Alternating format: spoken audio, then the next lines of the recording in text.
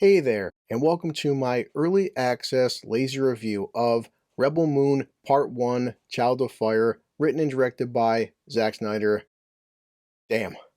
Try to say that 5 times fast. The reason I'm doing this is that I found out only certain theaters in the country are showing this for 1 week before it comes out on Netflix, and after watching the trailer, I would say I was more curious than excited since Zack Snyder, he's had some hits, had some misses, but overall, I do like him.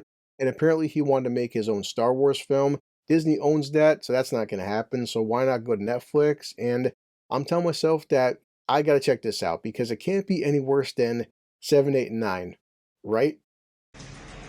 Wrong. Okay, let's go. For me, New York City is a 90-minute drive. I don't mind since I drive for a living. The real problem is the freaking traffic. No bullshit. Once you get to the city, the GPS said 5 miles to the theater, and the theater is the Paris Theater, and I'm not even joking, 5 miles is an extra 90 minutes, so the entire trip is 3 hours. Fortunately, I did invite a friend, a co-host, a person I look up to. This guy, you may have heard of him, but his name is Dark Hour. His channel just hit 3,000 subscribers. The guy is cool as hell. I was so happy to get a hold of him because he's been spending so much time with this weird animated cat for some reason. Kiss my ass, blue collar. So of course I make it to the theater, Dark Hour is there, he walks up to me and he gives me the manly Predator handshake and he goes, "Hey blue collar buddy, how you doing? Pleasure to meet you." And I'm like, "Dude, the pleasure's all mine."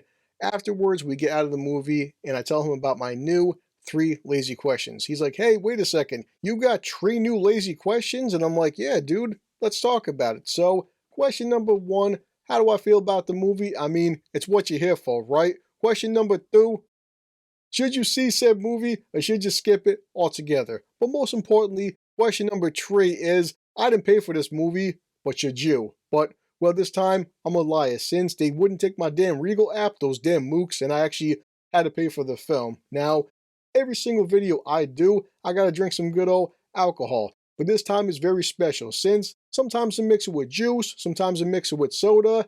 After seeing Rebel Moon, best believe when I say I need something a little bit stronger. So yeah, right here we got Svedka Vodka. It is distilled 4 times, 80 proof. This stuff is potent, but you know what? I need it. Okay, here's to all you mooks right now. Let's drink some good old vodka. Salud. My accent's the fucking Brooklyn accent, okay? Exquisite. Exquisite. Okay there, I have an intro that I hope yous all enjoy, and who the hell's calling me? And I apologize, 1 second, and yeah, this blue collar, who's this? Hey, blue collar, stop doing such a shitty Jersey accent. We should go out, grab a slice, maybe get some nice gabagool. I know a good place out in Hoboken. I know that it used to be a shithole, but it's been like gentrificated or something. Okay, yeah, I'll stop doing the accent, not because I want to, but because I took a picture of the 2 of us, and yeah, he can kick my ass. So, anyway, enjoy the intro.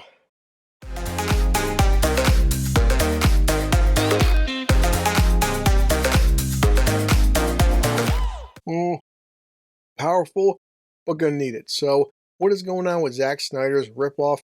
I think George Lucas gonna sue somebody. Zack Snyder's homage to Star Wars. Like any kind of big space opera, you have to have heroes, villains, empires, and in this case, a good old voiceover and some exposition by Anthony Hopkins. I mean, you've heard of him, right? He's a legend.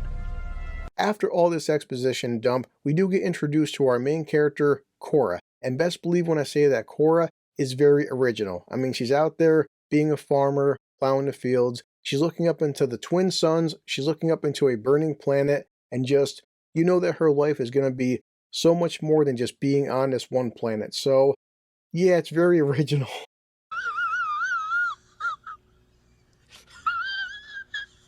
So, of course, the bad guys, they have to show up eventually, right? What are they doing?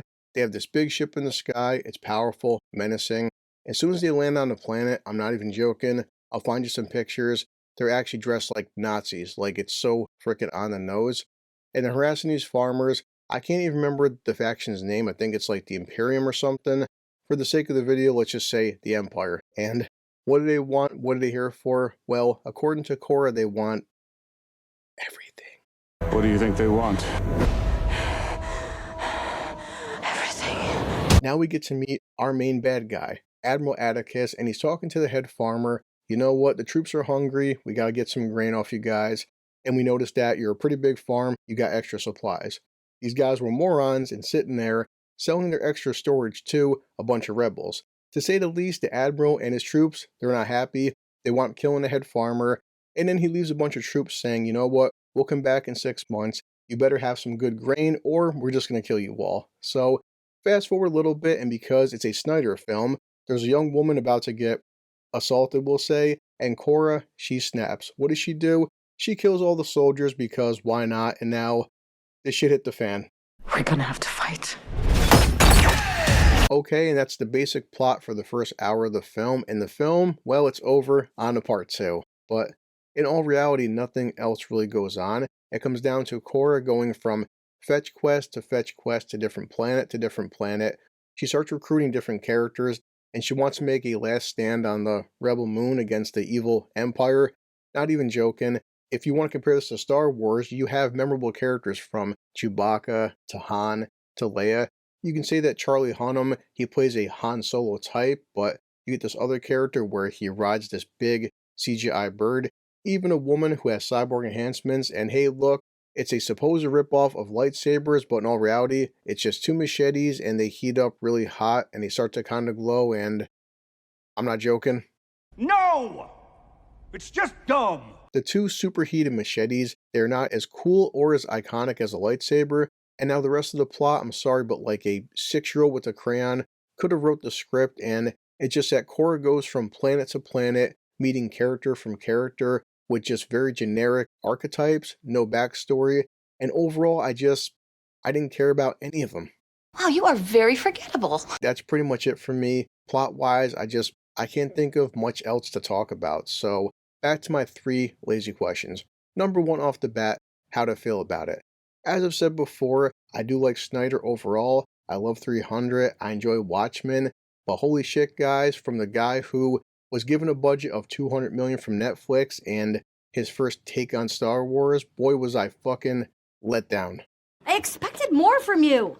What makes it worse is that Snyder as a director, you can tell aesthetically, look at the trailers. The man never directs a bad looking film, and the thing is the music in every one of his films is memorable, at least to me it is. The music in this film, I think fits the tone for a big space opera, so those aspects I did enjoy. The problem is, Zack wrote the script, and goddamn, what a mistake. Someone stop him! What really pissed me the fuck off though watching this film was the infamous goddamn Zack Snyder slow-mo. Like listen, I don't mind slow-mo in bursts, it's pretty good in certain sequences from 300 to Watchmen, but it's like Zack Snyder just went OD on this shit. And when I was talking to Dark Hour, ahead of time, we made a running joke where every time there was a slow motion shot, he would give me an elbow. I'm not lying to you, by 2/3 of the film in, I couldn't feel my fucking arm anymore. I stopped counting after 30. Like no bullshit where they're putting on capes in slow motion to a dog fetching a bird in slow motion, and I'm like, enough already. Alright, this is goddamn ridiculous. And last, but damn sure not least, our main character, Cora, aka Girl Boss, aka it's 2023 and yet another female action star that's doing shit she shouldn't be doing, because none of us have problems with female action stars from Ripley to Sarah Connor.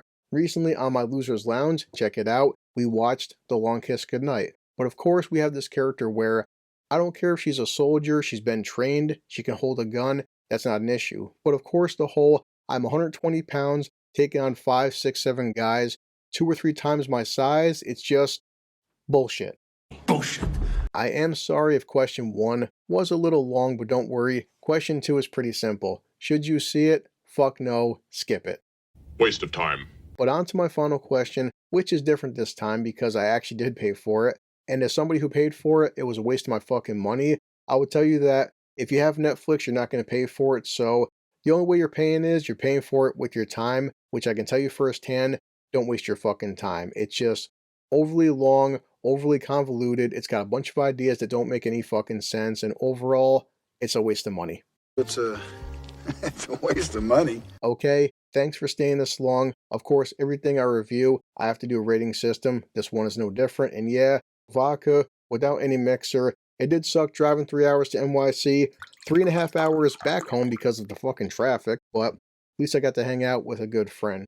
My rating for Zack Snyder's Rebel Moon Part 1 Child of Fire is very simply put a goddamn waste of time. Fucking waste of time. Overall, I still like Zack Snyder. The man has a style, and I think he can direct some pretty good cinematography and some pretty good action sequences. Current modern day Star Wars fucking sucks. I was hoping to get some kind of a new Star Wars cinematic type universe. Unfortunately, this isn't it. And Zack, I want this to be good.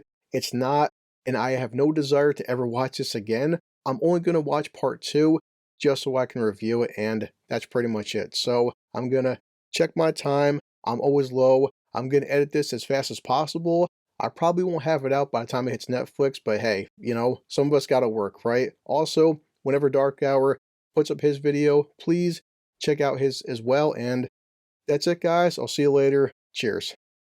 This calls for a drink. Damn, that burns, but it's good. Catchphrase. It's called a catchphrase. Oh, forgot to tell you, they were handing out these free Rebel Moon posters, and yeah, it was better than the actual movie, so I have to head back to work.